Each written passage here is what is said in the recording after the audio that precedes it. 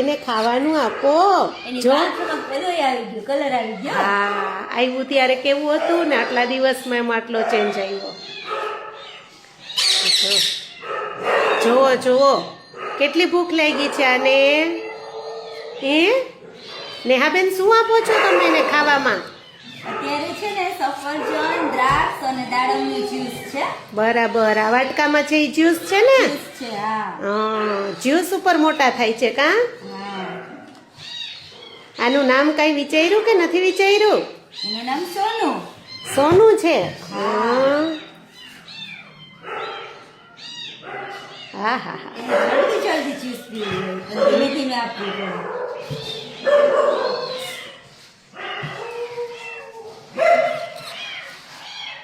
Good boy, good boy. Sonu is a good boy.